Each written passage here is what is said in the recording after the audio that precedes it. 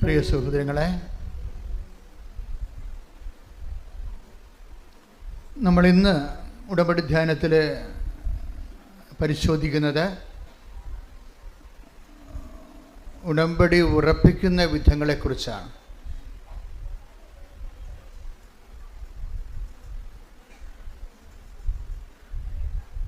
ഉടമ്പടി എവിടെയാണ് നമ്മൾ പല ആൾക്കാർക്കും ഒന്ന് പുതുക്കിയിട്ടും ഒരു ഉടമ്പടി ഉറച്ച ഒരു ലക്ഷണമില്ല. എല്ലാവർക്കും അല്ല കേട്ടോ, കുറച്ച് പേർക്ക് ഉടമ്പടി ഉറക്കണില്ല.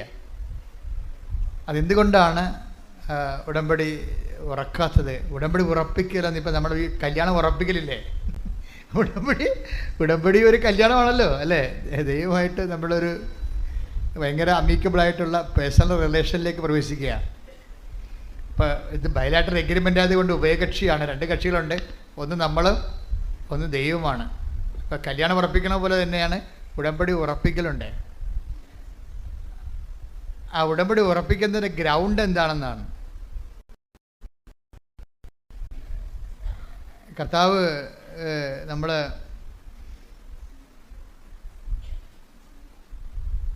വിശുദ്ധ മത്തായി ശ്ലീഹായുടെ സുവിശേഷം 7-24 വാക്യം. മത്തായിയുടെ സുവിശേഷം 7-ാം അധ്യായം 24 വാക്യം. ശ്രുതികട ഹല്ലേലൂയ. എന്റെ ഈ വചനങ്ങൾ ശ്രവിക്കുകയും പറഞ്ഞ എന്റെ ഈ വചനങ്ങൾ ശ്രവിക്കുകയും അവ അനുസരിക്കുകയും ചെയ്യുന്നവൻ പാറമേൽ ഭവനം പണിത വിവേകമതിയായ മനുഷ്യന് തുല്യനായിരിക്കും. അപ്പൊ രണ്ട് കാര്യമാണ് ഉടമ്പടി എടുക്കുന്നവർക്ക് ഈശോ കൊടുത്തിരിക്കുന്ന രണ്ട് ഫീച്ചേഴ്സാണ്. എന്താ ഒരു കാര്യം എന്താണ്? അയാൾ ഉടമ്പടി എടുക്കുന്ന വിവേകമാണെന്ന്. ഒരു മനുഷ്യന് വിവേകമായിട്ട് ചെയ്യാൻ പറ്റുന്ന ഒരു കാര്യമാണ്. എന്താണ്? ഒന്നിന് വായിച്ച് 7:24 മത്തായി ശ്ലീഹ. എന്റെ ഈ വചനങ്ങൾ ശ്രവിക്കുകയും പറഞ്ഞ എന്റെ ഈ വചനങ്ങൾ ശ്രവിക്കുകയും അവ അനുസരിക്കുകയും ചെയ്യുന്നവൻ പാറമേൽ ഭവനം പണിത വിവേകമതിയായ മനുഷ്യന് തുല്യനായിരിക്കും. അപ്പോൾ അവൻ പറയണ പോലെ ചെയ്യുന്നതാണല്ലോ ഉടമ്പടി അല്ലേ. യോഹന്നാൻ 2:5 നിന്നാണ് ഉടമ്പടി ബേസ്മെന്റ്. അവൻ പറയുന്നത് പോലെ ചെയ്യുന്നത് എന്താണെന്നാണ് ഈശോ പറയണത്. ആ യോഹന്നാൻ 2:5 = മത്തായി 7:24 എന്നാണ് പറയണത്. എന്താണ്? എൻ്റെ ഈ വചനങ്ങൾ കേൾക്കുകയും പറഞ്ഞ് എൻ്റെ ഈ വചനങ്ങൾ കേൾക്കുകയും അതനുസരിച്ച് ജീവിക്കുകയും ചെയ്യുന്നവൻ പാറമേൽ. പാറയെന്ന് പറഞ്ഞാൽ എന്താണ്? 18:2 സങ്കീർത്തനം 18:2 എടുത്ത് ശ്രുതികട ഹല്ലേലൂയ. ഹല്ലേലൂയ ഹല്ലേലൂയ ഹല്ലേലൂയ. യേശുവേ നന്ദി നന്ദി. ഹല്ലേലൂയ ഹല്ലേലൂയ ഹല്ലേലൂയ ഹല്ലേലൂയ. യേശുവേ 18-ാം സങ്കീർത്തനം 2-ാം തിരുവചനം. സങ്കീർത്തനം 18:2. അതെ, അങ്ങാണ് എൻ്റെ രക്ഷാശിലയും കോട്ടയും വിമോചകനും എന്ന് പറഞ്ഞ് അങ്ങാണ് എൻ്റെ രക്ഷയുടെ പാറയും കോട്ടയും ശിലയും. പാറാണ് പാറ, ദൈവമാണ് പാറ. ദൈവമാകുന്ന പാറമേൽ എങ്ങനെയാണ് നമുക്ക് നമ്മുടെ ജീവിത ഭവനം പണിയാൻ പറ്റണത്? അത് സങ്കീർത്തനം 18:2 ദൈവമാണ് പാറ അല്ലേ. ഈ പാറമേൽ ഭവനം പണിയണതാണ് നമ്മളുടെ ഉടമ്പടി ജീവിതം എന്ന് പറയുന്നത്. എന്താണ്? യോഹന്നാൻ 2:5 അനുസരിച്ച് അവൻ പറയണ പോലെ ചെയ്യണത്. അത് എന്തിന് സമമാണ്? അത് മത്തായി 7:24 സമമാണ്. എന്താണത്? എൻ്റെ ഈ വചനം കേൾക്കുകയും പറഞ്ഞ് അതനുസരിച്ച് ജീവിക്കുകയും ചെയ്യുന്നവൻ പാറമേൽ ദൈവത്തിന്റെ അടിസ്ഥാനത്തിലെ ജീവിത ഭവനം പണി ചെയ്യുന്ന വിവേകിയായ മനുഷ്യന് തുല്യനാണ്. ഇതിനകത്ത് ഒരു കാര്യത്തിൽ നമ്മൾ വളരെ നിശ്ചയമുള്ളവരായിരിക്കണം. വിഷയമല്ല വിഷയം, വചനമാണ് വിഷയം. പറഞ്ഞു മനസ്സിലായ? ഉടമ്പടിയിലെ വിഷയമല്ല വിഷയം, പിന്നെന്താണ്? വചനമാണ് വിഷയം. വിഷയം എന്ന് പറഞ്ഞാൽ എന്താണ്? നമ്മുടെ 8 നടപടി അല്ലേ, അല്ലെങ്കിൽ കല്യാണം ഒത്തുവരണില്ല, PR കിട്ടണില്ല, പെൻഷൻ കിട്ടിയിട്ടില്ല, അതാണ് വിഷയം. ഇപ്പം അച്ഛൻ എന്താ പറഞ്ഞത്? വിഷയമല്ല വിഷയം, വചനമാണ് വിഷയമെന്ന്. എന്താ വിഷയം? ഈ വിഷയം ഒരു വിഷയമല്ല. എന്താണ് വിഷയം? ഉടമ്പടി പ്രകാരം വചനമനുസരിച്ച് ജീവിക്കുമ്പോൾ കർത്താവാണ് മറ്റ് സെറ്റ് ചെയ്യണത്. അത് മെറിറ്റിലല്ല, നോട്ട് ബൈ മെറിറ്റിലാണ്. നമ്മുടെ യോഗ്യത കൊണ്ടല്ല, ദൈവത്തിൻ്റെ കൃപ കൊണ്ടാണ്.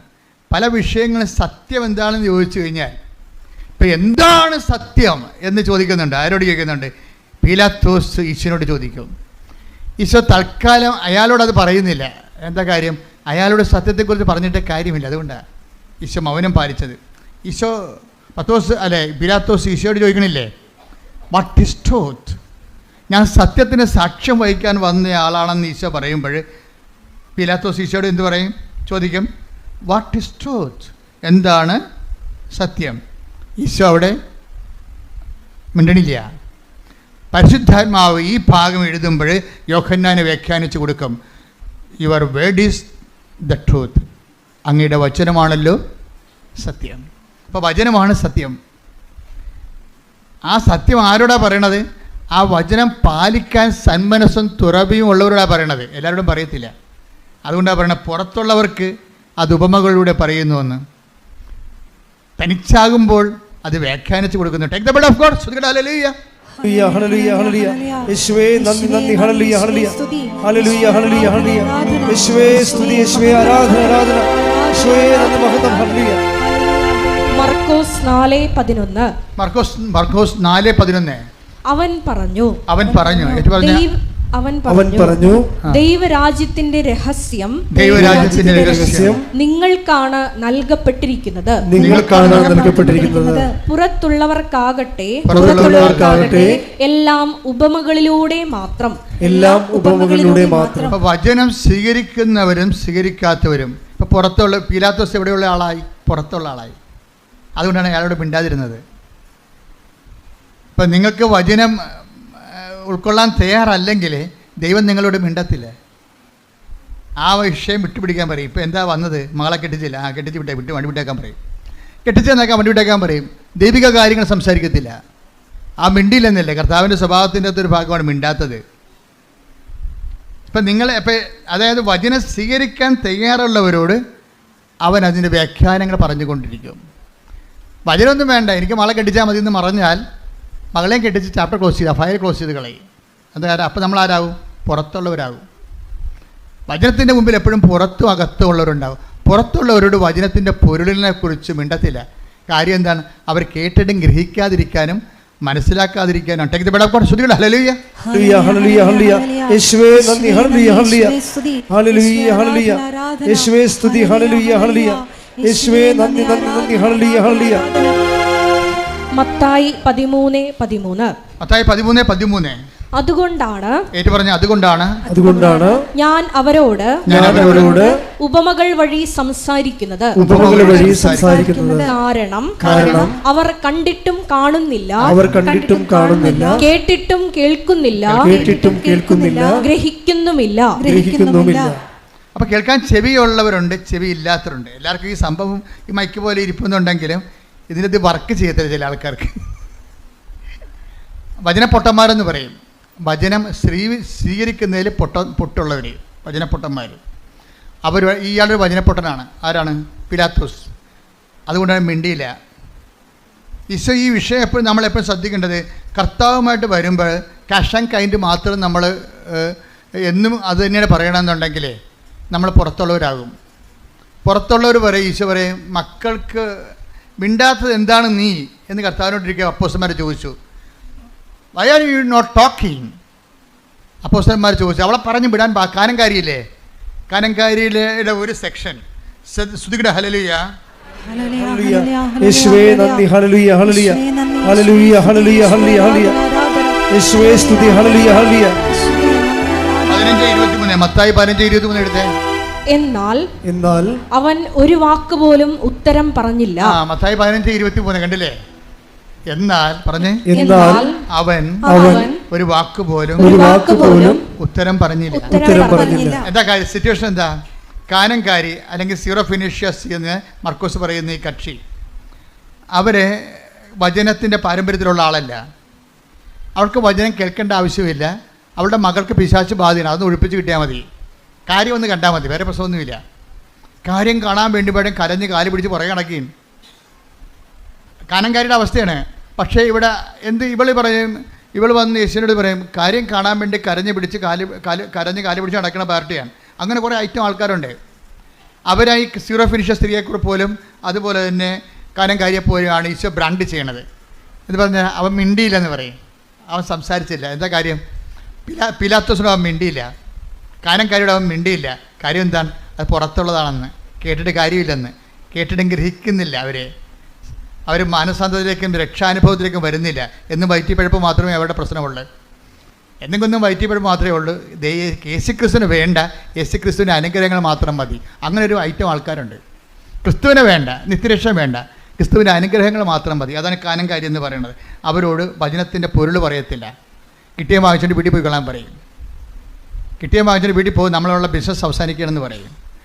അപ്പോൾ അപ്പോസ്തലന്മാർ ഈശോ മിണ്ടാതെ നടക്കുമ്പോൾ അപ്പോസ്തലന്മാരുടെ അടുത്ത് ഇവിടെ ചെന്നിട്ട് പറയും, ഗുരു മിണ്ടണില്ല, എൻ്റെ വീട്ടിൽ ഭയങ്കര പ്രശ്നമാണ്, ഞാൻ ഉടമ്പടി എടുത്ത് പുതുക്കാറായി, എന്നിട്ട് ഒരു അടയാളമില്ല, ഗുരു മിണ്ടണില്ല. അതാണ് സംഭവം. മിണ്ടാത്ത സിറ്റുവേഷൻ ഉണ്ടേ. ഇപ്പം നിങ്ങൾ ഉടമ്പടി എടുത്തിട്ട് നിങ്ങളിപ്പോൾ അച്ഛനെ കാണണം എന്ന് പറഞ്ഞ എന്താ കാര്യം? എന്താ? ചിലപ്പോൾ അച്ഛനെ കണ്ടാലും നടക്കത്തില്ല. എന്താ കാര്യം? ഗുരു മിണ്ടണില്ലെങ്കിൽ പിന്നെ എന്ത് ചെയ്യാനാണ്? ഗുരുവിനറിയാം ഈ കാര്യം കണ്ടാൽ പിന്നെ ഇവളെ രാവിലെ പോലും എഴുന്നേക്കത്തില്ലെന്നറിയാം. അതാണ് പ്രശ്നം. ഗുരുവിൻ്റെ പ്രശ്നം എന്തുകൊണ്ടാണ് മിണ്ടാത്തത്? ഇവളെ കാര്യം കണ്ടു കഴിഞ്ഞാൽ പിന്നെ പ്രത്യക്ഷയുടെ പ്രാർത്ഥനയും ഇല്ല, രാവിലെ പോലും എഴുന്നേക്കത്തുമില്ല, ഈ കണ്ട യാതൊരു പരിപാടികളും ഇല്ലെന്നറിയാം. ദൈവത്തെ നിങ്ങൾ അറിയാവുന്ന കൊണ്ട് മിണ്ടാതിരിക്കാം. അപ്പോൾ എന്ത് പറ്റണം? നിങ്ങൾക്ക് സ്വീകാര്യമല്ലാത്തൊരു വിഷയമായതുകൊണ്ടാണ് ദൈവം മിണ്ടാത്തത്. അതിന് അവളെ അടുത്ത സ്റ്റെപ്പ് എടുത്ത് എന്താ സ്റ്റെപ്പ് എടുത്തിരിക്കണത്? അപ്പോസ്തലന്മാരെ കൂട്ടുപിടിച്ചു. നമ്മളിപ്പോൾ അത് തന്നെയാണ് ചെയ്തിരിക്കണത്. മാതാവിൻ്റെ അടുത്ത് അപേക്ഷ വെക്കുന്നു, എന്നിട്ടും ഉടമ്പടി ഒന്ന് പുതുക്കിയിട്ട് അതിന് മൂവ്മെൻ്റ് ഇല്ല. എന്നാൽ പിന്നെ അച്ഛനെ കണ്ടേക്കാമെന്ന് വിചാരിക്കുന്നു. അച്ഛനെ കണ്ടു. ഞാനാണെന്ന് വെച്ച് കഴിഞ്ഞാൽ അധികം സംസാരിക്കത്തില്ല. മെസ്സേജ് വല്ലതും ഉണ്ടെങ്കിൽ അപ്പം പറയും, അല്ലെന്നുണ്ടെങ്കിൽ ഈ വിഷയം സബ്ജക്റ്റ് വൈസ് മാതാവിൻ്റെ ദൃശ്യം ഏൽപ്പിച്ചിട്ട് മാതാവിൻ്റെ മധ്യസ്ഥത്തിൽ ഈശോയ്ക്കും കൊടുത്തിട്ട് ജപ്തി നടപടിയുടെ ആധാരം നിങ്ങളുടെ തരും, അല്ലെങ്കിൽ മരുന്ന് ചീട്ട് നിങ്ങളുടെ തരും, അല്ലെങ്കിൽ ആളില്ലെങ്കിൽ ആളിൻ്റെ ഫോട്ടോ പ്രാർത്ഥന നിങ്ങളുടെ തരും. എന്താ കാര്യം? ഞാൻ പറയാനുള്ളത് പറഞ്ഞിട്ടുണ്ട്, കർത്താവ് ചെയ്യാനുള്ളത് ചെയ്യും. പക്ഷേ നിങ്ങളുടെ ഈ അഭ്യാസം കൊണ്ട് സംഭവം നടക്കത്തില്ല. മര്യാദയ്ക്ക് ഉടമ്പടി ജീവിക്കണമെന്ന്.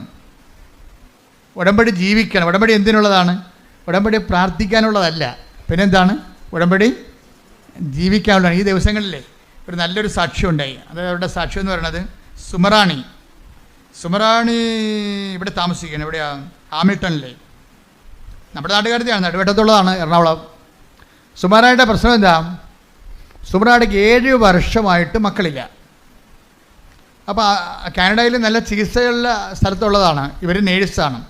ഇവരുടെ പ്രശ്നമെന്ന് പറയണത്, ഇവർ സീനിയർ നേഴ്സായത് കാരണം ഇവൾക്ക് ഇതിനെക്കുറിച്ചൊക്കെ അറിയാം. മക്കളില്ലാത്തതിൻ്റെ ഒത്തിരി കാരണങ്ങളുണ്ടാകാം. എങ്കിലും ഇവൾക്ക് വിശ്വാസമുള്ള ആളാണ്. പക്ഷേ സയൻസിലുള്ള വിശ്വാസം തൽക്കാലം നിർത്തി. കാര്യം കാരണങ്ങൾ കണ്ടുപിടിച്ച് കഴിഞ്ഞപ്പോൾ കുഞ്ഞുങ്ങളുണ്ടാകരുതെന്ന് മനസ്സിലായി. അതാണ് വിഷയം. സുമറാണിയുടെ സാക്ഷ്യം നോക്കിയാൽ മതി. കാര്യങ്ങൾ അവർ നേഴ്സാണ്, അവർക്കൊക്കെ കാര്യങ്ങൾ അറിയാം. കാരണങ്ങൾ കണ്ടുപിടിച്ച് കഴിഞ്ഞപ്പോൾ 7 കൊല്ലത്തെ ചികിത്സ കഴിഞ്ഞപ്പോൾ മക്കൾ ഇനി സ്വാഭാവികമായിട്ട് ഉണ്ടാകത്തില്ലെന്ന് മനസ്സിലായപ്പോൾ എന്താ ചെയ്യണത്? അവർ ട്രീറ്റ്മെൻറ്റ് അവസാനിപ്പിച്ചു. അവസാനിപ്പിച്ചെങ്കിലും ട്രീറ്റ്മെൻ്റ് എന്ന് പറഞ്ഞാൽ എന്താ? ഉടമ്പടി ഭാഷയിൽ മെരിറ്റാണ്, സയൻസ് അല്ലേ. സയൻസ് ഉടമ്പടി ഭാഷയിൽ എന്താണ്? മെരിറ്റ് എന്ന് പറയും. പക്ഷേ മെരിറ്റ് ശാസ്ത്രീയമായിട്ട് ഇനി കുട്ടികളെ കിട്ടാൻ സാധ്യതയില്ല എന്ന് കണ്ടു കഴിഞ്ഞാൽ സാധ്യതയില്ല എന്നല്ല എൻ്റെ അർത്ഥം. അതിനകത്ത് ഓപ്ഷൻ വെക്കുന്ന ഉടമ്പടിയാണ്. എന്താണ്? മെരിറ്റ് വർക്ക് ചെയ്യുന്നില്ലെങ്കിൽ, സയൻസ് വർക്ക് ചെയ്യുന്നില്ലെങ്കിൽ Ephesians 2:8 വർക്കൗട്ട് ചെയ്യും. എന്താണ്? Not by merit but by grace. അപ്പോൾ ഇനി ഗ്രേസിൻ്റെ വഴിയാണ്. ഗ്രേസ് ടാപ്പ് ചെയ്യാൻ ഇന്ന് കിട്ടിയിരിക്കുന്ന ഒരേ ഒരു മാർഗ്ഗം എന്താണ്? ഉടമ്പടിയാണ്. ഉടമ്പടി എന്ന് പറഞ്ഞാൽ എന്താണ്? അത് 7:24 7:24 എന്ന് പറഞ്ഞാൽ എന്താണ്? ദൈവവചനം കേൾക്കുകയും അതനുസരിച്ച് ആ ഉടമ്പടി ജീവിക്കാനുള്ളതാണ്. ഉടമ്പടി എന്തിനുള്ളതാണ്? ഉടമ്പടി പ്രാർത്ഥിക്കാനുള്ളതല്ല. ഉടമ്പടി പ്രാർത്ഥിക്കാൻ മാത്രമുള്ളതല്ല. പക്ഷേ ഉടമ്പടിയിൽ പ്രാർത്ഥനയെല്ലാം വരുന്നുണ്ട്. ഉടമ്പടി പ്രയോഗിക്കാൻ വേണ്ടി മാത്രമുള്ളതല്ല. എന്നാൽ ഉടമ്പടി പ്രയോഗങ്ങളെല്ലാം വരുന്നുണ്ട്. ഉടമ്പടി പ്രഖ്യാപിക്കാൻ വേണ്ടി മാത്രമുള്ളതല്ല. എന്നാൽ ഉടമ്പടി പ്രഖ്യാപനങ്ങളെല്ലാം വരുന്നുണ്ട്. ഉടമ്പടി ഈ പ്രാർത്ഥനയും ഈ പ്രഖ്യാപനവും ഈ പ്രയോഗവും എല്ലാം ചേർന്നിട്ടുള്ള ഉടമ്പടി ജീവിതം തന്നെ. കൈയടിച്ച് സ്തുതിക്കട്ടെ. ഹല്ലേലൂയ, ഹല്ലേലൂയ, ഹല്ലേലൂയ, ഹല്ലേലൂയ.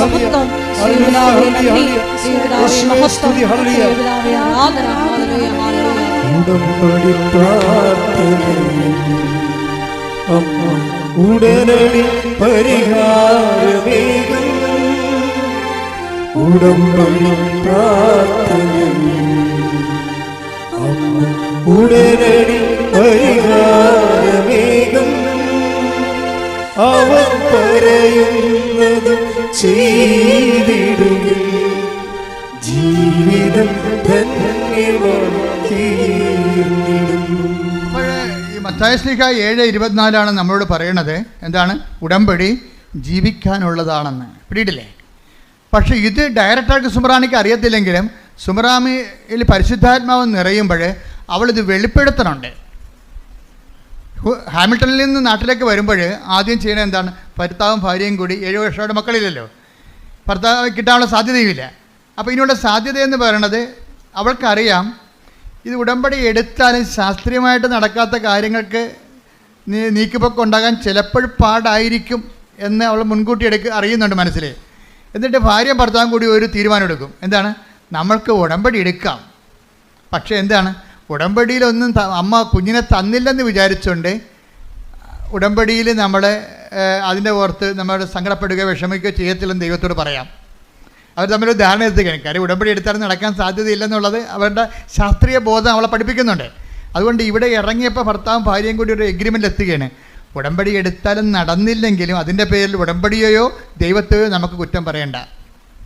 മനസ്സിലായില്ലേ? ഒരു ധാരണ, ഒരു കോംപ്രമൈസിങ് ആണത്. അവളുടെ വിശ്വാസം കൊണ്ടെടുക്കണ കോംപ്രമൈസാണ്. എന്നിട്ട് പറയുന്നത് എന്താണ്? നമുക്ക് ഉടമ്പടി കുഞ്ഞിനെ തന്നാലും ഇല്ലെങ്കിലും ഉടമ്പടി നമുക്ക് ജീവിക്കാം. എന്ത് രസമാണ് കേൾക്കാൻ.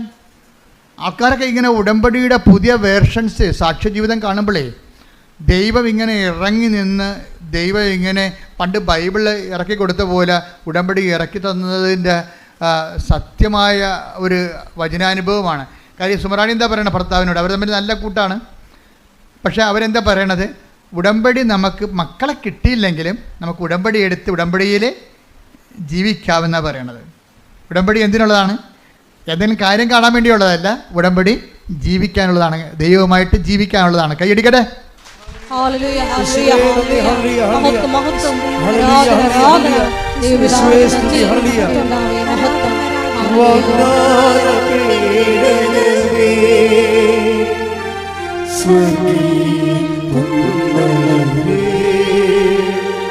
കൃപാസനത്തിൻ്റെ അമ്മേ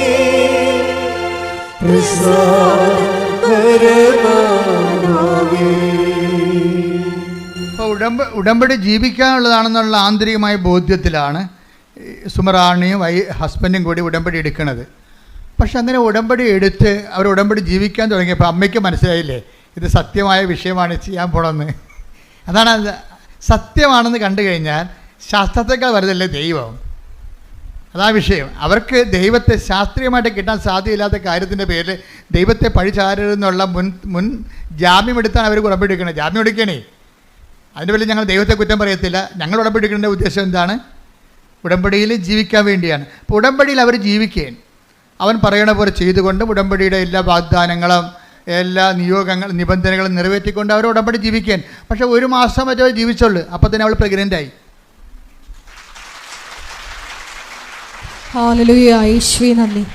പ്രഗ്നൻ്റായി കഴിഞ്ഞപ്പോൾ ഒരു ചെറിയൊരു പ്രശ്നം ഉണ്ടായി കുറച്ച് ദിവസം കഴിഞ്ഞപ്പോൾ. അത് കഴിഞ്ഞാൽ അതായത് കോർണിവ എന്ന് പറഞ്ഞ ഒരു സ്ഥലം, അതായത് ഫലോപ്പിയൻ ട്യൂബിൻ്റെയും ഗർഭനാളിയുടെയും അതുപോലെ ഗർഭപാത്രത്തിൻ്റെയും വക്കിൽ ആണ് ഇത്. ഇപ്പം നമുക്കൊരു കെറ്റിലുണ്ടെങ്കിൽ കെറ്റിലിനൊരു നാളമില്ലേ? കെറ്റിൻ്റെ അകത്തുമല്ല എന്നാൽ ആ കുഴലുമല്ല, ഇതിൻ്റെ ജംഗ്ഷനിലിരിക്കുകയാണ്. അപ്പോൾ അങ്ങനെ ഇരുന്ന് നമ്മൾ വേര് പിടിച്ചു പോയി ഭയങ്കര പ്രശ്നമാണ്. പിന്നെ അത് കഴിഞ്ഞിട്ട് റപ്ചറാകും, പൊട്ടും, ബ്ലഡാകും, ആളിയാകും, പെട്ടെന്ന് പിന്നെ മരണമൊക്കെ. അപ്പോൾ ഇങ്ങനെ വലിയ ഒരു ദശാസന്ധി ചെന്ന് ചാടിയിരിക്കുകയാണ്. അപ്പോൾ ഡോക്ടർമാർ പറഞ്ഞു നമുക്ക് എടുത്ത് കളയാം, പെട്ടെന്ന് എടുത്ത് കളയാമെന്ന് പറഞ്ഞു. അപ്പോൾ എടുത്ത് കളയാമെന്ന് പറയുമ്പോഴും ഇവൾ പറയുന്ന സംഭവമുണ്ട്. ഇത് അമ്മ പ്രത്യക്ഷീകരണത്തിൻ്റെ ഭാഗമായിട്ട് തന്ന കുഞ്ഞാണ്. ഉടമ്പടിയിൽ കിട്ടണതെല്ലാം ഉടമ്പടി എന്നൊരു സംവിധാനം എന്നതിനേക്കാൾ ഉപരി പ്രത്യക്ഷീകരണം. അവൾ എന്തൊരു ജ്ഞാനമാണ് അവർക്ക്. അമ്മ ഡോക്ടർ എടുത്ത് കളയാമെന്ന് പറയുമ്പോഴേ ഭാര്യ ഭർത്താവിനോട് പറഞ്ഞ എന്താ? ഇത് ഉടമ്പടി വഴി കിട്ടിയതല്ലേ. അപ്പോൾ ഉടമ്പടി വഴി കിട്ടിയെന്ന് പറഞ്ഞു കഴിഞ്ഞാൽ പ്രത്യക്ഷീകരണത്തിൻ്റെ ഭാഗമായിട്ടല്ലേ ഉടമ്പടി കിട്ടിയത്. അപ്പോൾ ഈ കുഞ്ഞ് ഉടമ്പടി വഴി കിട്ടുന്ന എല്ലാ അനുഗ്രഹങ്ങളും പ്രത്യക്ഷീകരണത്തിൻ്റെ ഭാഗമാണ്. അപ്പോൾ ഈ കുഞ്ഞ് അമ്മയുടെ പ്രത്യക്ഷീകരണത്തിൻ്റെ ഭാഗമായിട്ടല്ലേ ഇങ്ങനെ കോർണിവായൊരു കുഞ്ഞിങ്ങനെ ഉരുവായിരിക്കണത്. അപ്പോൾ ഇത് എടുത്തു കളയാമെന്ന് വൈദ്യശാസ്ത്രം പറഞ്ഞാൽ പ്രത്യക്ഷീകരണത്തിൻ്റെ ഭാഗമാകണത് എങ്ങനെയാണ്? അപ്പോൾ ദൈവത്തിന് ഇതിൻ്റെ പദ്ധതി ഉണ്ട്, നമുക്ക് വെയിറ്റ് ചെയ്യാമെന്ന് പറഞ്ഞു, പ്രാർത്ഥിച്ച് വെയിറ്റ് ചെയ്യാമെന്ന് പറഞ്ഞു. പ്രാർത്ഥിച്ച് വെയിറ്റ് ചെയ്യാമെന്ന് പറയുമ്പോൾ കണ്ട പ്രാർത്ഥന തന്നെ കണ്ടില്ലേ? ഇവിടുന്നാണ് ഉടമ്പടിയിൽ ഉണ്ടാകുന്ന പ്രാർത്ഥനയെന്ന് പറയണത്. ഉടമ്പടിയിൽ അച്ഛൻ എന്താ പറഞ്ഞത്? പ്രാർത്ഥനയുണ്ട്, പിന്നെ എന്താണ്? പ്രഖ്യാപനമുണ്ട്, പിന്നെ എന്താണ്? പ്രയോഗമുണ്ട്. അപ്പം പ്രാർത്ഥന വന്നിട്ട് ഇവരെന്നാ ചെയ്യുമെന്നറിയാമോ? ഒരാഴ്ച പ്രാർത്ഥിക്കും. കൊച്ചിനെ എടുത്ത് കളയാം, അതിനുവേണ്ടി ഓപ്പറേഷൻ നിശ്ചയിച്ച് കഴിയുമ്പോൾ ഓപ്പറേഷൻ ഒപ്പിട്ട് കൊടുക്കാതെ ഇവരെന്ത് ചെയ്യും? ഉടമ്പടിയിലെ 33% എന്താണ്? പ്രാർത്ഥനയല്ലേ? ആ പ്രാർത്ഥനയിലേക്ക് ഇവർ പോകും. പ്രാർത്ഥനയെ പ്രവേശിച്ച് അതായത് ഒരാഴ്ച കഴിയുമ്പോൾ ഇവരെന്താ പ്രാർത്ഥിക്കണത്? ഇവർ പ്രാർത്ഥിക്കുന്നത് ഡോക്ടറിനെ സമർപ്പിച്ചാണ് പ്രാർത്ഥിക്കണത്, ഇവരെ സമർപ്പിച്ചല്ല. ഇവർക്ക് പ്രശ്നങ്ങളില്ലെന്നാണ് പറയണത്. ഇവർ പറയുന്നത് ഡോക്ടറിനാണ് പ്രശ്നം. ആ പ്രശ്നം അവർ ഡിക്റ്റേറ്റ് ചെയ്യണണ്ടല്ലേ? ആ ഡിക്റ്റേഷൻ ഭയങ്കരമാണ്. ഞങ്ങൾ ഡോക്ടറിനെ സമർപ്പിച്ച് പ്രാർത്ഥിച്ചത്. പ്രശ്നം ആർക്കാണ്? പ്രശ്നം ഇവർക്കാണ്. ഇവരുടെ ഗർഭപാത്രത്തിലല്ലേ ഗർഭനാളിയുടെ കുഞ്ഞ് ജനിച്ചിരിക്കണത്, സൈക്കോട്ട് രൂപപ്പെട്ടിരിക്കണത്. പക്ഷേ ഇവർ പ്രാർത്ഥിക്കുന്നത് ആരെ? ഗർഭനാളി സമർപ്പിച്ചല്ല പ്രാർത്ഥിക്കുന്നത്, അവരെ പ്രാർത്ഥിക്കുന്നത്. അത് പരിശുദ്ധാത്മ വിവേചനം കൊടുക്കും. കാര്യം നിങ്ങളുടെ ഉള്ള പ്രശ്നം ഓപ്പറേഷൻ നിശ്ചയിച്ച ഡോക്ടറിനാണ് പ്രശ്നം, അതാ വിഷയം. ഈ പരിശുദ്ധാത്മാവ് minimum keep the Holy Spirit എന്ന് ഞാൻ എപ്പോഴും പറയത്തില്ലേ? അതായത് പരിശുദ്ധാത്മാവാണ് വിവേചനം നടത്തുന്നത്. പരിശുദ്ധാത്മ ഇവർക്കുള്ളത് കാരണം പരിശുദ്ധാത്മ പറഞ്ഞു നിങ്ങളുടെ ഗർഭപാത്രമല്ല സമർപ്പിച്ച് പ്രാർത്ഥിക്കേണ്ടത്, മരുന്നുമല്ല പറഞ്ഞത്. ഓപ്പറേഷന് വേണ്ടി പറഞ്ഞ് ഡോക്ടറിനെ സമർപ്പിച്ച് പ്രാർത്ഥിക്കണമെന്ന്. ഇവർ ഡോക്ടറിനെ സമർപ്പിച്ച് രാത്രി ആരാധന നടത്തി. പ്രത്യക്ഷീകരണ പ്രാർത്ഥന വെച്ചല്ലേ? ഒരാഴ്ച മുഴുവൻ ഡോക്ടറിനെ സമർപ്പിച്ച് പ്രാർത്ഥിച്ചപ്പോൾ ഡോക്ടറിൻ്റെ ഒരു മാറ്റം ഉണ്ടായി. ഡോക്ടറിന് അതാണ് പ്രാർത്ഥനയുടെ സംഭവം. ഡോക്ടർ ഇതിൻ്റെ സ്പെസിമെൻ എടുത്തിട്ട് സ്കാനിങ് റിപ്പോർട്ട് എടുത്തിട്ട് കാനഡയിൽ നിന്ന് ഓസ്ട്രേലിയയിലേക്ക് അയച്ചു കൊടുക്കും. ഡോക്ടറിൻ്റെ സീനിയർ ഡോക്ടറിനെ അയച്ചു കൊടുക്കും. കാര്യം ഈ ഗൈനക്കോളജി വിഭാഗം കൈകാര്യം ചെയ്യുന്ന എക്സ്പെർട്ടാണ്. അപ്പോൾ അതാണ് ഡോക്ടറിനുണ്ടായ മാറ്റം. അവർ സ്കാനിങ് റിപ്പോർട്ട് രണ്ടാമത് ഈ സ്കാനിങ് റിപ്പോർട്ട് അപ്പോൾ സുമറാണി പറയവേ, എടാ ഞാനൊരു സാധാരണ നേഴ്സാണ്, എനിക്ക് ഇത്രയും സ്പെഷ്യൽ കെയറും വേറെ ഇൻ്റർനാഷണൽ ലെവലിൽ വേറെ രാജ്യങ്ങളിൽ എന്നെ ടെസ്റ്റ് ചെയ്യേണ്ട കാര്യമില്ല. പക്ഷേ എങ്കിലും ഇതെല്ലാം ഫ്രീ ആയിട്ട് ഇവർ ചെയ്യണം. ആശുപത്രിക്കാർക്ക് ഇതൊരു പുതിയ കേസാണ്. അതുകൊണ്ട് ഈ കേസ് എന്താണെന്ന് അവർക്ക് പഠിക്കുകയും ചെയ്യണം, കേസ് സ്റ്റഡിയും വേണം. അതുകൊണ്ട് അവരുടെ റിസ്കിൽ അവരുടെ എക്സ്പെൻഡിച്ചറിലും അവർ ഇത് ഉപരിപഠനത്തിനായിട്ട് സ്കാനിങ് റിപ്പോർട്ട് അയക്കും. ഡോക്ടറെ സംബന്ധിച്ച് പ്രാർത്ഥിക്കുമ്പോൾ സംഭവിക്കുന്ന വിഷയങ്ങളാണത്. അവിടെ ഓസ്ട്രേലിയ ഡോക്ടർ ഇത് പെട്ടെന്ന് പഠിച്ചിട്ട് പറയും ഇത് കുഴപ്പമില്ല, സമയത്ത് കുറച്ച് കഴിയുമ്പോൾ ഇത് താഴേക്ക് ഇറങ്ങി വരും. അപ്പോൾ സീനിയർ ഡോക്ടറിന് നിർബന്ധമായി. അപ്പോൾ ഓപ്പറേഷൻ ഒഴിവായി. നോക്കിയേ, കൈയടിച്ച് ശ്രദ്ധിക്കട്ടെ. ഹല്ലേലൂയ ഹല്ലേലൂയ ഹല്ലേലൂയ ഹല്ലേലൂയ മഹത്വം മഹത്വം ആരാധന ഹല്ലേലൂയ ഹല്ലേലൂയ ഈശ്വരാധന. അതായത് നമ്മളുടെ ഈ ഉടമ്പടി ഉറപ്പിക്കൽ എന്ന സംഭവത്തിൽ ചില സമയത്ത് ഇതുപോലെയുള്ള ഒരു ആട്ടം കാണാം. ഒരാട്ടം കണ്ട ഇപ്പം നിങ്ങളെ വചനം എന്താ പറയണത്? വിളിയും തിരിഞ്ഞ് ഒന്ന് ഇപ്പം എടുത്തേ, 2 പത്രോസിൻ്റെ 1:10 എടുത്തേ. 2 പത്രോസ് 1:10. 2 പത്രോസ് 1:10. ആകയാൽ സഹോദരരെ നിങ്ങളുടെ വിളിയും തിരഞ്ഞെടുപ്പും ഉറപ്പിക്കുന്നതിൽ കൂടുതൽ ഉത്സാഹമുള്ളവരായിരിക്കുവിൻ. ഇങ്ങനെ ചെയ്താൽ ഒരിക്കലും നിങ്ങൾ വീണു പോവുകയില്ല. അപ്പൊ ഇതിനകത്ത് 2 സെക്ഷനാണ് വരണം. ഒന്നെന്താണ്? 2 പത്രോസ് 1:10 വചനത്തിൽ എന്താ ഉള്ളത്? നിങ്ങളുടെ വിളിയും പിന്നെന്താ? തിരഞ്ഞെടുപ്പും. എന്തൊക്കെ ഉറപ്പിക്കാതെ പറഞ്ഞിരിക്കുന്നത്? ഒന്ന് വിളിയും തിരഞ്ഞെടുപ്പും. വിളി എന്ന് പറഞ്ഞാൽ എന്താണ്? വിശ്വാസത്തിലേക്കാണ് വിളിച്ചിരിക്കുന്നത്. ഇതെല്ലാം ബൈബിളിലുള്ള വിശ്വാസം ഇല്ലാതെ മുന്നോട്ട് പോകത്തില്ല. അവൻ പറയണ പോലെ ചെയ്യണതാണല്ലോ. ഞങ്ങളിപ്പോൾ ആരെയും ന്യായസ്ഥാനപ്പെടുത്തുന്നില്ലെന്നുണ്ടെങ്കിലും ഈ ഉടമ്പടി എടുക്കുന്നവർ പാലിക്കണത് ആരെയാണ്? വിശുദ്ധ വചനമേ പാലിച്ചിട്ട് അത് മുന്നോട്ട് പോകാൻ പറ്റത്തുള്ളൂ. ഇതാണ് വിശ്വാസം. ബൈബിളിലുള്ള വിശ്വാസമില്ലാതെ ഇതാണ് ബേസ്മെൻറ്റ്. ഇതിൻ്റെ എന്താണ്? വിളിയാണ്. വിളി എന്താണ്? ബൈബിളിലുള്ള വിശ്വാസത്തിലേക്കാണ് വിളി. ആരെ വന്ന് ഉടമ്പടി എടുത്താലും ഇതിൻ്റെ വിളി എങ്ങോട്ടാണ്? ബൈബിളിലുള്ള ദൈവത്തിലേക്കാണ് നിങ്ങൾ വിശ്വസിക്കണത്. ഉറപ്പല്ലേ? തിരഞ്ഞെടുപ്പ് എന്താണ്? ബൈബിളിലുള്ള ദൈവത്തെ അനുഭവിക്കാൻ വേണ്ടി നമ്മൾ തിരഞ്ഞെടുത്തിരിക്കണത് എന്തിനാണ്? ഉടമ്പടി പ്രയോഗത്തെയാണ്. പിടിയാ, അതാണ് സംഭവം. ബൈബിളിൽ നമുക്ക് എങ്ങനെ പ്രവേശിക്കാം. പക്ഷേ നമ്മളിപ്പോൾ പ്രവേശിക്കുന്നത് ഏറ്റവും ഉത്തമമായ മാതൃക എന്താണ്? അവൻ പറയണത് പോലെ ചെയ്യുകയാണ്. വചനത്തെ ചെയ്തുകൊണ്ടാണ് നമ്മൾ ഇതിലേക്ക് പ്രവേശിക്കുന്നത്. പ്രാർത്ഥിക്കുക. കർത്താവായ ദൈവമേ, വചനം വിശ്വസിക്കുക മാത്രമല്ല അത് ജീവിച്ചുകൊണ്ട് അങ്ങയുമായിട്ടുള്ള ആത്മബന്ധത്തിന്റെ ആഴങ്ങൾ ആവിഷ്കരിക്കുന്ന ഉടമ്പടിയിലേക്ക് ഞങ്ങളെ ഉറപ്പിക്കണമേ. ഞങ്ങളെ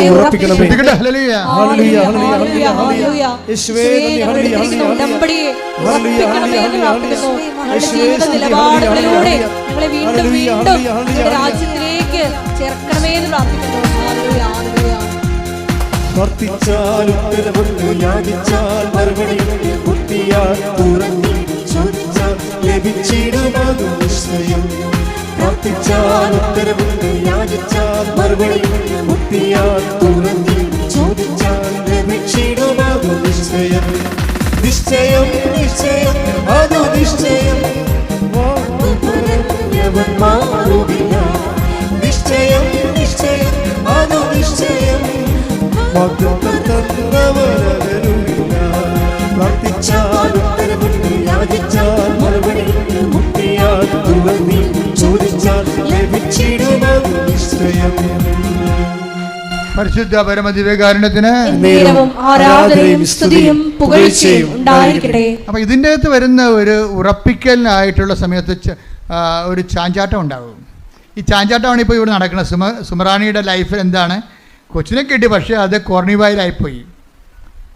അപ്പോൾ ഡോക്ടർ പറഞ്ഞു എന്ത് ചെയ്യണം, അതെടുത്ത് കളയണമെന്ന് പറഞ്ഞു. ഇവളത് എടുത്ത് കളയാൻ തയ്യാറല്ല.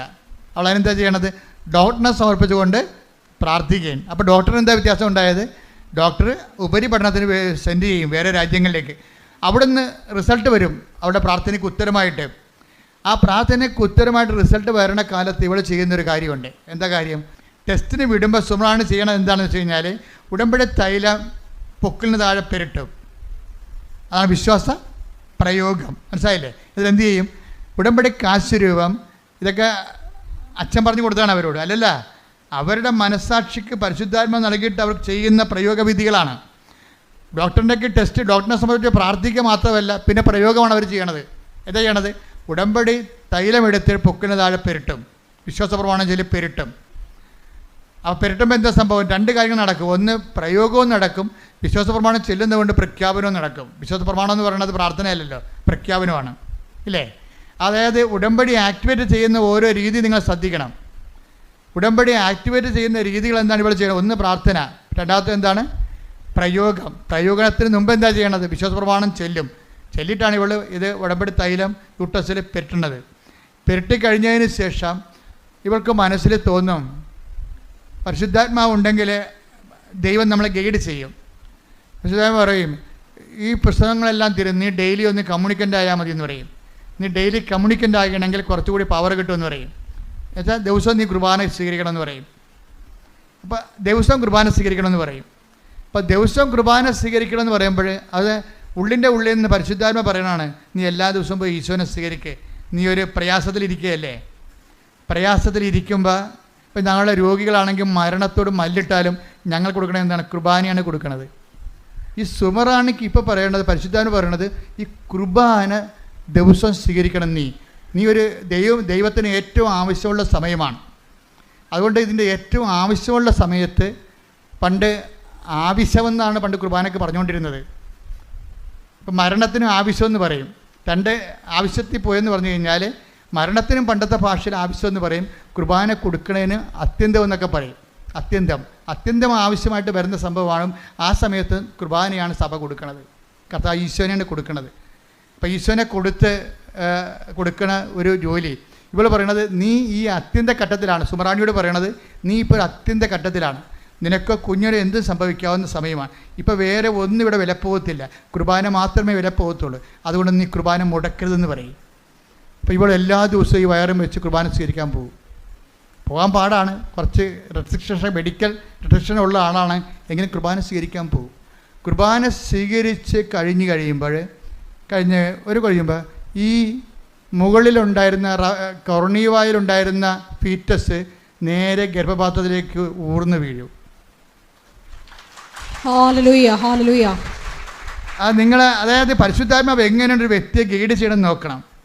അത്യന്ത ഘട്ടങ്ങളിൽ ആവശ്യമായ സഹായങ്ങൾ കൊടുക്കും. കർത്താവ് പണ്ട് പരിശുദ്ധാത്മാവിനെക്കുറിച്ച് പറഞ്ഞപ്പോഴേ ഞാൻ പോണത് കൊണ്ട് പേടിക്കണമെന്നും വേണ്ട, പരിശുദ്ധാത്മാവ് ഉണ്ടാവും കൂടെ, പരിശുദ്ധാത്മാവ് കൂടെ ഉണ്ടാവും. അപ്പം പരിശുദ്ധാത്മാവ് കൂടെ ഉണ്ടാകുമ്പോഴേ എന്താണ്, ഇപ്പോൾ ഈ ദിവസങ്ങളിൽ ദാനിയേൽ അച്ഛൻ്റെ ഒരു പ്രഭാഷണം ഉണ്ടായിരുന്നു. എന്താ പ്രഭാഷണം എന്ന് വെച്ച് കഴിഞ്ഞാൽ, പരിശുദ്ധാത്മാവ് നിങ്ങൾ ഓർക്കും കരിസ്മാറ്റിക്കാർക്ക് മാത്രമേ കിട്ടത്തുള്ളൂ, അല്ലെങ്കിൽ വിശുദ്ധന്മാർക്ക് മാത്രമേ കിട്ടത്തുള്ളൂ. അതല്ല, തെറ്റായ ധാരണയാണത്. എല്ലാ ജനങ്ങൾക്കും പരിശുദ്ധാത്മാവിനെ കർത്താവ് പറഞ്ഞിരിക്കണ ആരാണ്? എല്ലാം അന്നാളുകളിൽ എൻ്റെ ആത്മാവിനെ ഞാൻ എല്ലാവർക്കും നൽകും. കൈയടിച്ച് ശ്രദ്ധിക്കട്ടെ. ഹല്ലേലൂയ. യേശുവേ നന്ദി. ഹല്ലേലൂയ ഹല്ലേലൂയ ഹല്ലേലൂയ. സ്നേഹന്മാരിൽ നിറഞ്ഞു ശക്തി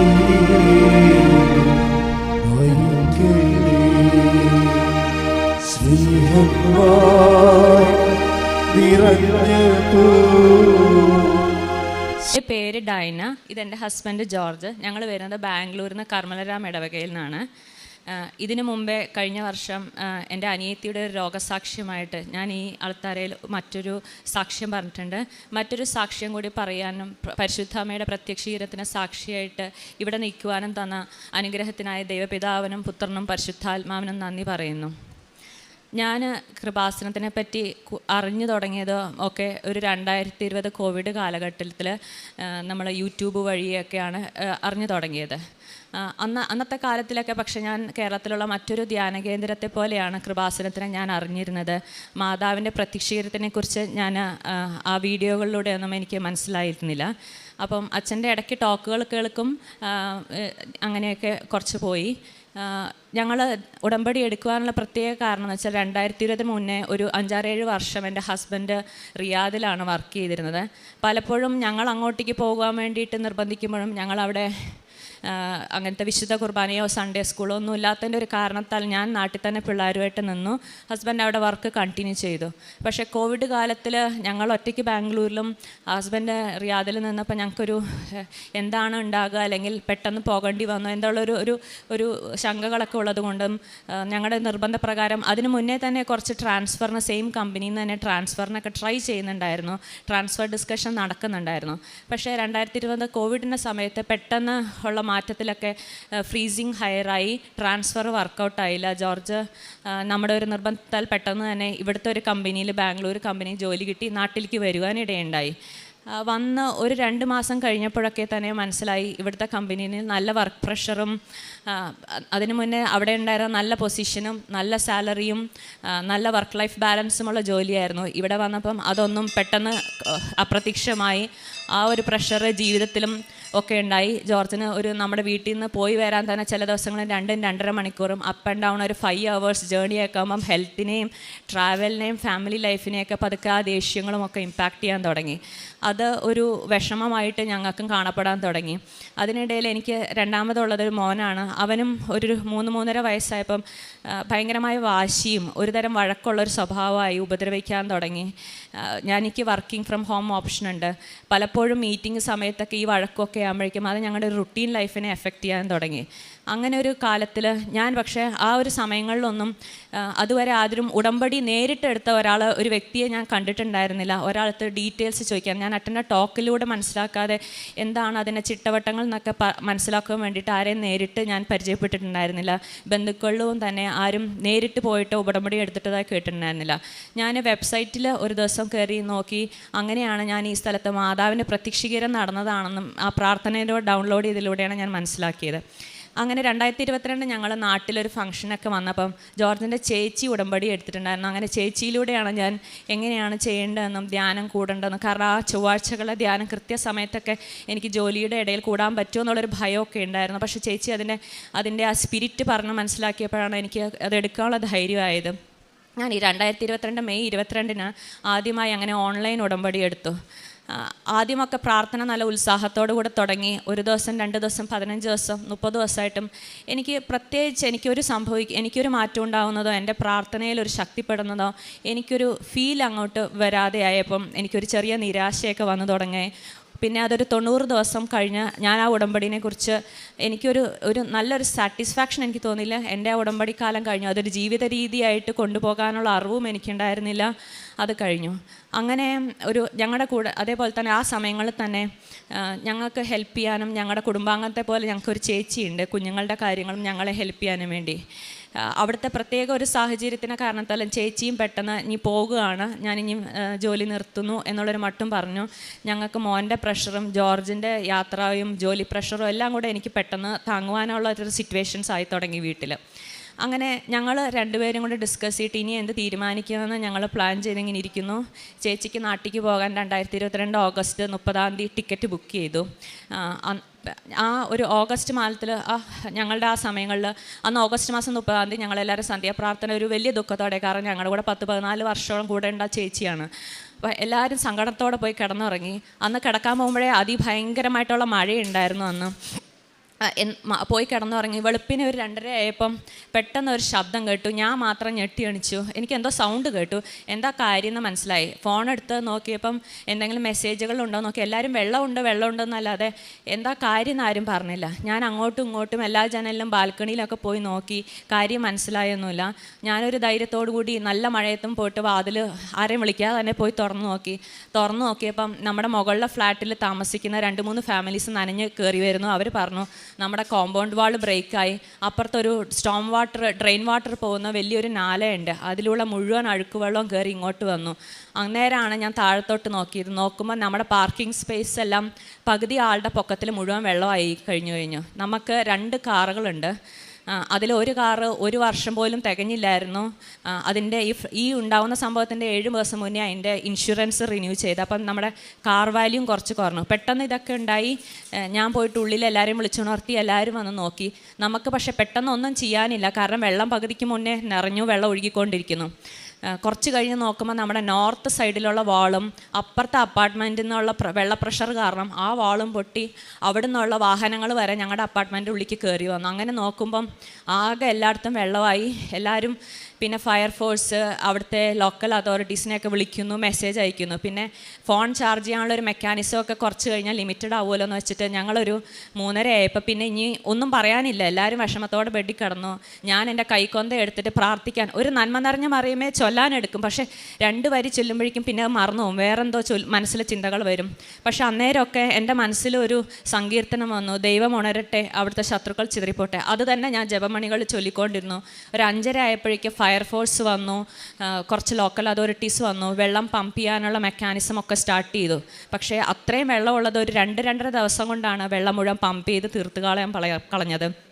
അതിനുശേഷം 3-ാം ദിവസം നമ്മുടെ ചീഫ് മിനിസ്റ്ററും അവിടുത്തെ MP എല്ലാ ചീഫ് ഓഫീഷ്യൽസും ഒക്കെ നമ്മുടെ അപ്പാർട്ട്മെൻറ്റ് വിസിറ്റ് ചെയ്തു, കാര്യകാരണങ്ങളൊക്കെ അന്വേഷിച്ചു, എന്താണ് ഗവൺമെൻറ് എടുക്കുന്ന മെഷേഴ്സ് എന്നൊക്കെ അന്വേഷിച്ചു.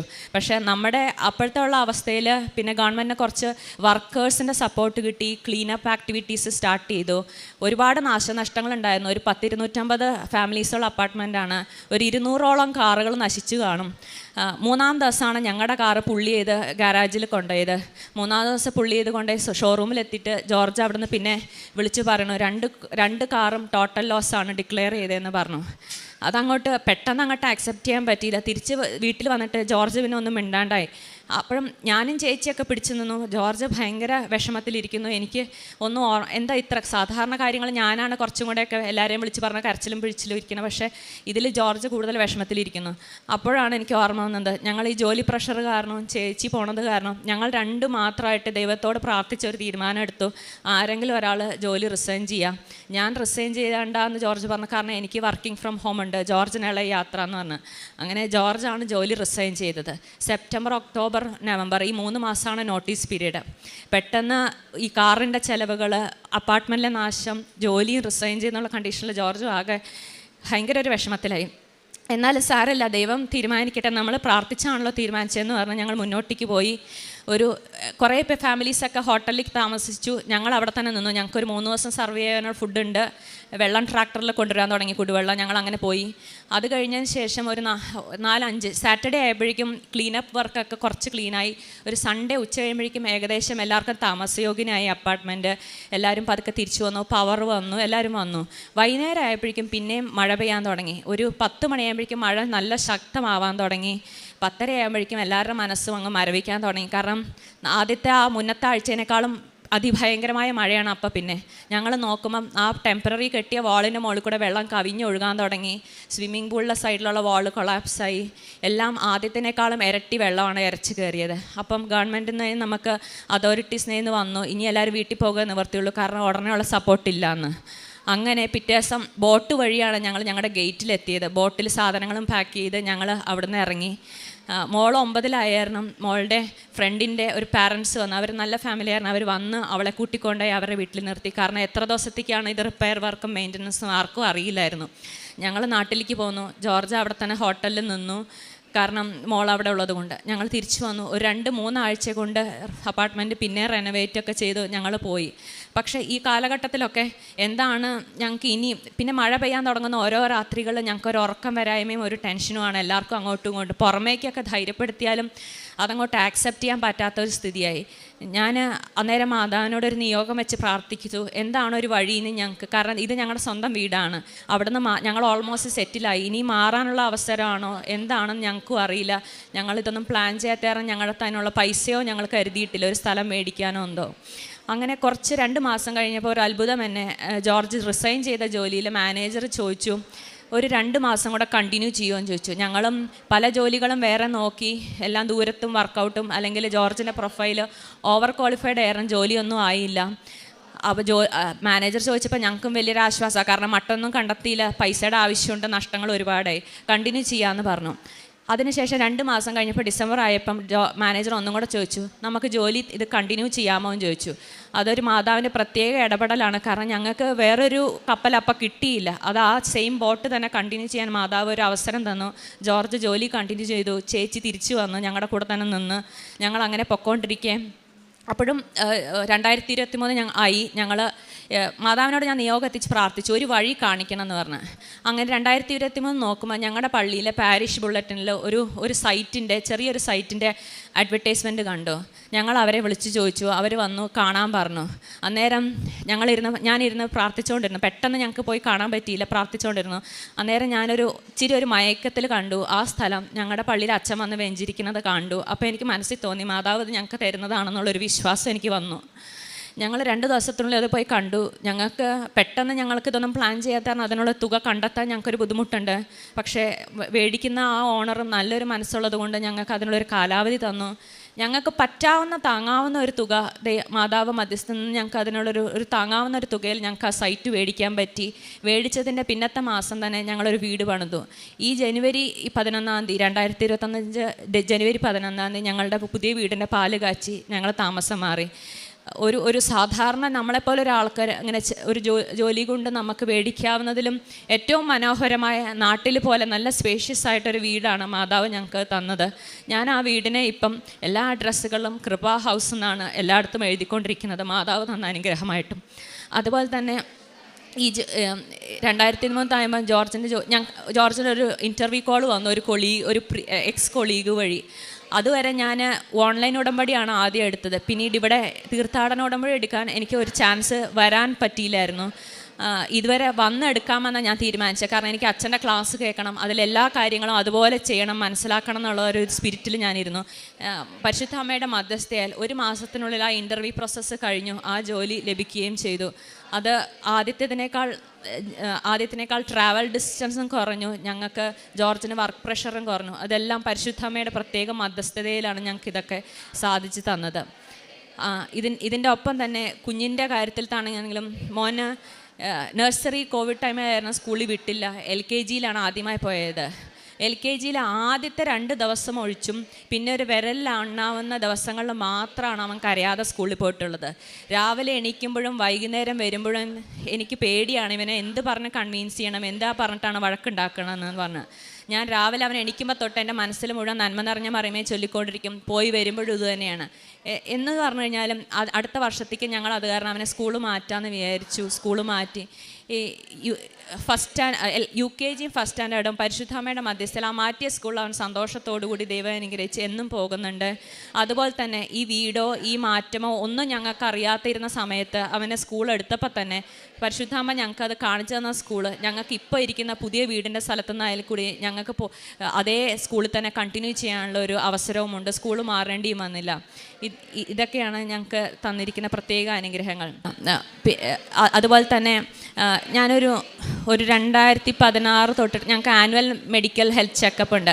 അപ്പോൾ തൊട്ട് ചെയ്യാൻ തുടങ്ങുമ്പോൾ തൊട്ട് എനിക്ക് PCOD, എൻ്റെ യൂട്രസിൽ PCOD കാണുന്നുണ്ട്. അത് ഞാനിവിടെ വന്ന് 2023 വന്ന് തീർത്ഥാടന ഉടമ്പടി എടുത്തത്. അതിൽ കൂടെ വിശുദ്ധ വസ്തുക്കൾ തൈലവും ഉപ്പും ഒക്കെ തേച്ചും അതുപോലെ തന്നെ അതിന് മുന്നത്തെ സ്കാനിങ്ങിൽ ബ്രസ്റ്റിൽ ഒരു ഫൈബ്രോയിഡും കാണപ്പെട്ടിരുന്നു. ഈ വിശുദ്ധ വസ്തുക്കളുടെ ഉപയോഗം മൂലം ഞാൻ കഴിഞ്ഞ സ്കാനിങ്ങിൽ ആനുവൽ ഹെൽത്ത് ചെക്കപ്പിൽ നോക്കുമ്പോൾ 2 കാര്യങ്ങളും പരിശുദ്ധമ്മയുടെ മധ്യസ്ഥയിൽ അത് കാണാനില്ല എന്നാണ് റിപ്പോർട്ടിൽ. PCOD ചെയ്ത ആ അൾട്രാസൗണ്ട് ചെയ്ത ഡോക്ടർ ചോദിച്ചു, നിങ്ങൾ എന്തിൻ്റെ ഇതിലാണ് ഈ PCOD പറഞ്ഞതെന്ന് ചോദിച്ചു. ഞാൻ പറഞ്ഞു, ഇതിന് മുന്നേ ഒരു 7 വർഷത്തെ സ്കാൻ റിപ്പോർട്ട് എടുത്താൽ എന്നും ആ സാധനം അതിലുള്ളതാണ്. പക്ഷേ അതും പരിശുദ്ധമ്മയുടെ മധ്യസ്ഥയിൽ അത് ഞങ്ങൾക്ക് മാറ്റിത്തന്നു. ഇപ്പോൾ ഞങ്ങൾക്ക് കിട്ടിയ ഏറ്റവും വലിയ അനുഗ്രഹം, ഞാൻ ഉടമ്പടിയിലൂടെ ഏറ്റവും കിട്ടിയ വലിയ അനുഗ്രഹം എന്ന് പറഞ്ഞാൽ ഞങ്ങൾക്ക് ഈ പുതിയ തന്ന വീട് ഞങ്ങളുടെ പള്ളിയുടെ ഒരു 4 മിനിറ്റ് നടക്കാവുന്ന ദൂരത്തിലാണ്.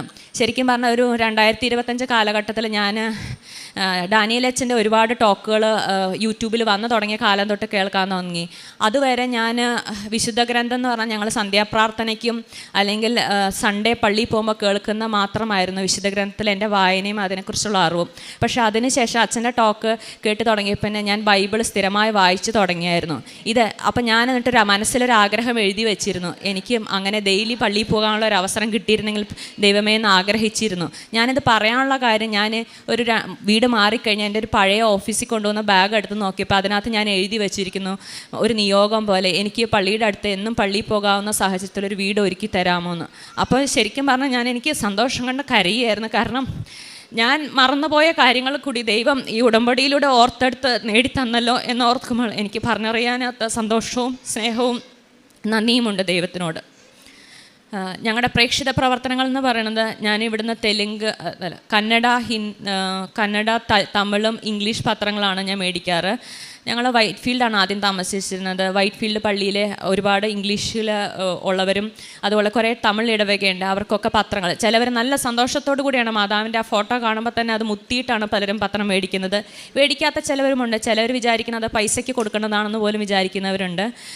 അങ്ങനെ പത്രം കൊടുക്കും. പിന്നെ ഓഫീസിൽ പോണ വഴിക്കും ഓഫീസിലെ സ്റ്റാഫിനും ഒക്കെ പത്രങ്ങൾ വിതരണം ചെയ്യും. ഞാനും ചേച്ചിയും കൂടെ പിന്നെ ഫുഡ് കാരുണ്യ പ്രവർത്തികൾ എന്ന് പറയുമ്പോൾ ഞങ്ങൾ ഫുഡ് ഉണ്ടാക്കിയിട്ട് ബാംഗ്ലൂർ മെഡിക്കൽ കോളേജിലൊക്കെ കൊണ്ടേ കൊടുക്കും. ഉള്ളിൽ കൊടുക്കാനുള്ള പെർമിഷൻ അവിടുന്ന് ഓഫീഷ്യൽസിന് കിട്ടാൻ ഇത്തിരി പാടാണ്.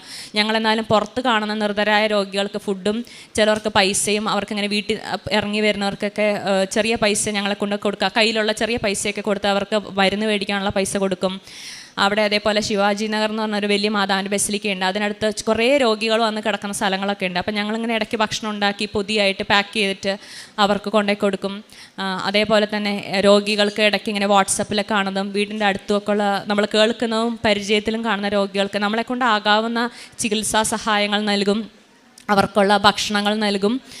പിന്നെ പല ഈ സ്പെഷ്യലി ഡിസേബിൾഡായ കുഞ്ഞുങ്ങളുടെയും അമ്മമാരുടെ അട്ടപ്പാടിയിലൊക്കെ ഓരോ സ്ഥാപനങ്ങളുണ്ട് എൻ്റെ വീടിൻ്റെ അടുത്തൊക്കെ. അപ്പം നമുക്കാകാവുന്നത് പോലെ അവർക്ക് ഒരു നേരത്തെ ഫുഡ് സ്പോൺസർ ചെയ്യുക, ഇങ്ങനത്തെ കാര്യങ്ങളും അതേപോലെ ഗ്രോസറി ഐറ്റംസ് മേടിച്ചു കൊടുക്കും. ബാംഗ്ലൂരിലാണെങ്കിലും നമ്മളൊക്കെ താമസിക്കുന്നിടത്ത് ഒരുപാട് കൺസ്ട്രക്ഷൻ വർക്കേഴ്സ് ഉണ്ട്. അവിടെ കൂടുതൽ സ്ത്രീകളിലാണ് കഷ്ടപ്പെടുന്നത്, അവരാണ് കുടുംബം വളർത്തുന്നത്. അപ്പം ഞങ്ങളിങ്ങനെ ഈസ്റ്ററും അല്ലെങ്കിൽ എന്തെങ്കിലും അവസരങ്ങളും ക്രിസ്മസ് ഈസ്റ്ററും അല്ലെങ്കിലും അല്ലാത്ത അവസരങ്ങളിലൊക്കെ ഫുഡ് ഗ്രോസറി ഐറ്റംസ് ഒക്കെ മേടിച്ച് വെച്ചിട്ട് അവർക്ക് കൊടുക്കുന്നതാണ് ഞാൻ പ്രധാനപ്പെട്ടതും ചെയ്യാറ്. ഇതൊക്കെ തന്നതും ഞങ്ങൾക്ക് മാതാവിന് പ്രത്യേകം ഞങ്ങൾ നന്ദി പറയുന്നു. ഇവിടെ നിൽക്കാനുള്ള ഒരു അവസരത്തിന് ഞാൻ പ്രത്യേകം നന്ദി പറയുന്നു.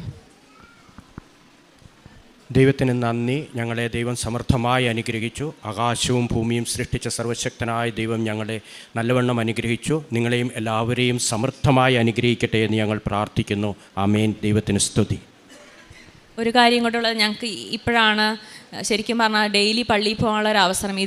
ഇതുവരെ വിശുദ്ധ കുർബാനയുടെ പ്രാധാന്യമോ അതിൻ്റെ സ്നേഹമോ ഒക്കെ എനിക്ക് കൂടുതൽ അബ്സോർബ് ചെയ്യാൻ പറ്റണത് ഇപ്പോഴാണ്. ജോർജ് എന്നിട്ട് രാവിലെ പള്ളിയിൽ പോകും, ഞാനും എനിക്ക് എൻ്റെ വർക്കും വീടുകളുടെ മാനേജ്മെൻറ്റ് സാധിക്കാവുന്ന ദിവസങ്ങളിലെല്ലാം പള്ളിയിൽ പോകാൻ ശ്രമിക്കാറുണ്ട്. വിശുദ്ധ കുർബാന നന്നായിട്ട് തന്നെ കൂടുവാൻ ശ്രമിക്കാറുണ്ട്. കുമ്പസാര ജീവിതവും മാസത്തിലൊന്ന് ഇല്ലെങ്കിൽ 3 ആഴ്ചകളിലൊന്ന് കഴിയുന്നതും ചെയ്യാൻ ഞങ്ങൾ ശ്രമിക്കുന്നുണ്ട്. പരിശുദ്ധ അമ്മയുടെ മാധ്യസ്ഥത്തിൽ അവർക്ക് വഴിത്തിരിവായി തങ്ങൾ വേണ്ടെന്ന് വെച്ച ആ ജോലി തന്നെ അവർക്ക് വീണ്ടും വിളിച്ച് ആ മാനേജർ അവർക്ക് കൊടുക്കുകയായിരുന്നു. അവർക്ക് നല്ലൊരു ഭവനം ലഭിച്ചു. കൃപാ ഹൗസ് എന്നാണ് ഇവർ ആ വീടിനെ എല്ലാവർക്കും പരിചയപ്പെടുത്തി കൊടുക്കുന്നത്. പരിശുദ്ധ അമ്മ നൽകുന്ന എല്ലാ സന്തോഷങ്ങളും എല്ലാ മധ്യസ്ഥതകളും അവർ ഏറ്റുവാങ്ങുകയാണ്. അപ്പോഴല്ലെങ്കിൽ പിന്നീട് അവർക്ക് വെളിപ്പെട്ട് കിട്ടുകയാണ്, ഞങ്ങളിത് ആഗ്രഹിച്ചിരുന്നു, ഞങ്ങൾക്കൊരു പള്ളിയുടെ അടുത്ത് വീട് വേണമെന്ന് ഞങ്ങൾക്ക് ആഗ്രഹിച്ചിരുന്നു, പക്ഷേ ആരോടും പറയാനില്ല. നമ്മുടെ കൊച്ചു കൊച്ചു ആഗ്രഹങ്ങൾ പോലും പരിശുദ്ധ അമ്മ ഈശോയോട് പറയുകയാണ്.